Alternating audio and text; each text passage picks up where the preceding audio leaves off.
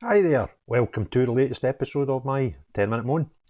And the topic of this one is another crazy idea to spend £45 million to convert a load of streets to 20 miles per hour in Scotland. The SNP to splash £45 million on utterly flawed 20 miles per hour speed limits in the latest anti-car policy, says GB News.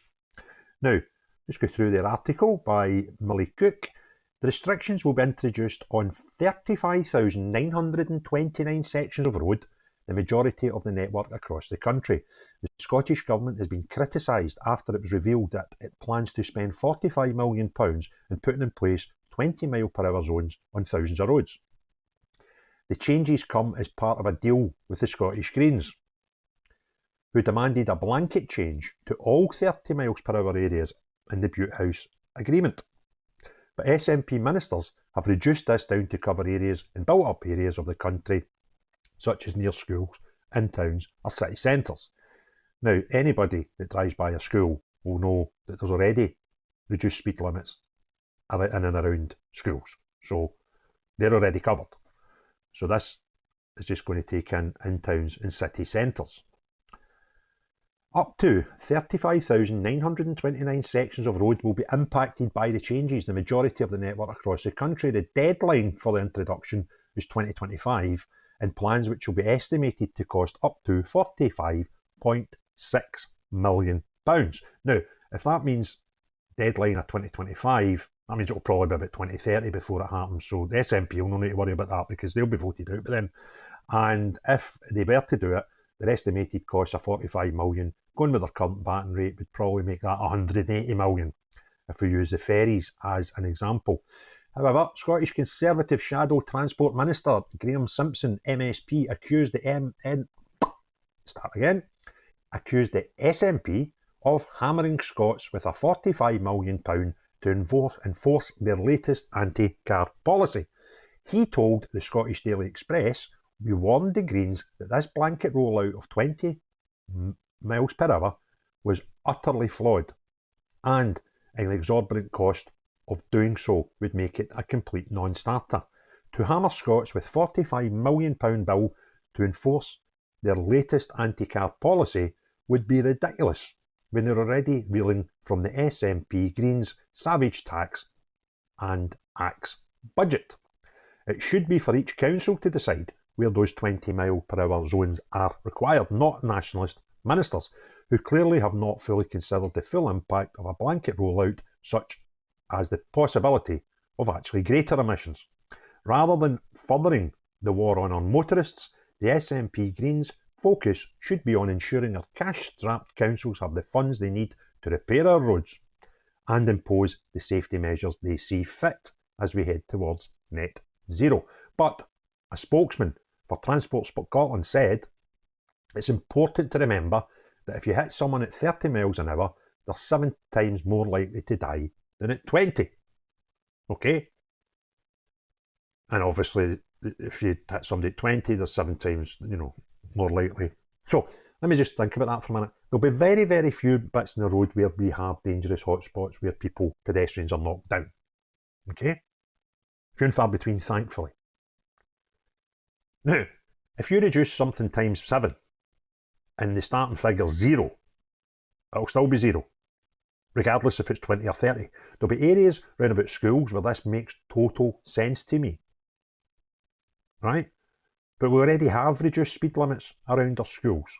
And if we can identify some really proper pedestrian accident hotspots where more than one person is killed in the last 5 years, and we wanted to put a 20 mile an hour in that sort of scenario, I could understand it. That makes sense to me. But blanket everywhere, the Greens notion bonkers, and now they seem to be getting a wee bit of common sense by reducing it down to 35,000 areas, not them all. There are obviously the Welsh, we'll come to that in a second. There's a bit in the story about the Welsh experiment. But I've read many articles about reducing the speed of traffic, and particularly where there's a lot of traffic, actually has a detrimental effect to the Greens and pollution. But the Greens are meant to be, you know, the bastions of save the planet. And in certain areas where you go from 30 down to 20, you make it worse. So I don't know what's going on here. Anyway, finish off the story.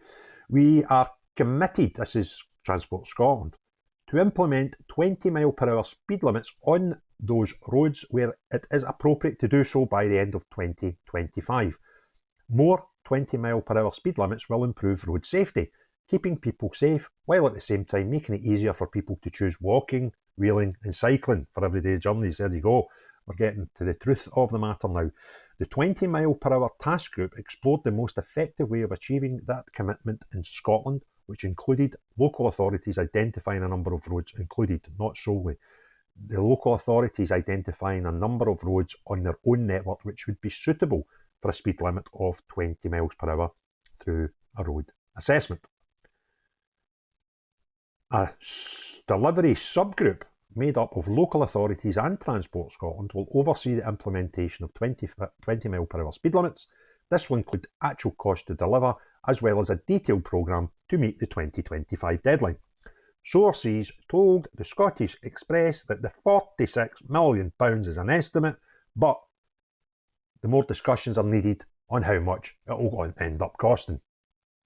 The rollout of 20 mph zones in Wales has attracted fury from road users and businesses, with growing demands to overturn the speed limits. So there we go. That's the story. Now my spin on it. If the SNP didn't need the Greens to get them into power at the last Scottish election 2 or 3 years ago, this would never be a thing. This is a tail wagging the dog again, simply because the SNP could not gain power in Holyrood without the help of the Greens. This is simple. Thankfully, the Greens just wanting every 30 mph change to 20 seems to be knocked in the head. But we're still going to have 30-odd thousand of them, which I kind of think we're losing the plot a bit here. Yes, it will help accidents, the survival rate when a pedestrian's hit with a car. That just makes so much common sense and logic that we don't need to be told that, because if a car hits you slower speed than one hitting you at a faster speed, there's more chances that you can survive, right? So that doesn't need to explain to the Scottish public. We kind of worked that one out. But there'll be many, many roads in Scotland where there has never been an accident. So I don't know what we're trying to improve here. Yes, schools, playgrounds, nurseries, that sort of stuff, areas where kids might be loose, and I think it's safe to say that children are probably more prone to accidents per head of capita than adults. So having safeguards in place where children are playing makes sense to me. Again, common sense and logic. But go and drive around your local area. These places have already got reduced speed limits. And if we do have any places in Scotland where we just have really terrible accident, hotspots, that would make sense to me as well, that we consider maybe bits in a city centre where the roads are a wee bit strange or maybe marked out a wee bit peculiar.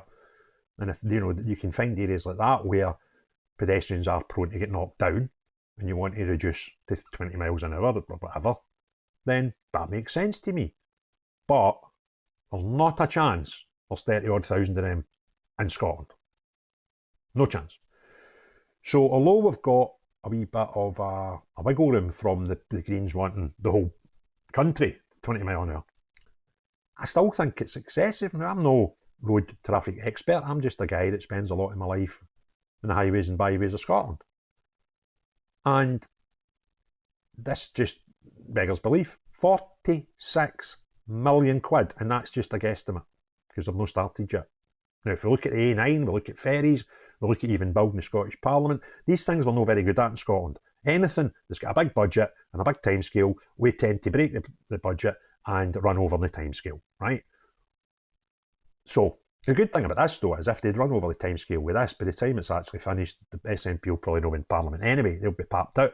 So anybody with half a brain could probably pull in a few of the purse strings and no spend £46 million plus on another vanity project by the Greens, which they've pushed through because the SNP couldn't win a parliament herself. And this is just, you know, we've got this, we've got gender recognition, we had the bottle returned thing, all that's nonsense that Scotland's had to put up with since the last election. All driven by the Greens, because they were the kingmakers in deciding who would be government. Nonsense. Anyway, if you enjoyed the video, give me a thumbs up. If you've not done so already, please subscribe. And the most important thing of all, unless you're Humza, unless you're the SNP, unless you're the Greens, everybody else, have a great day. Cheery bye now.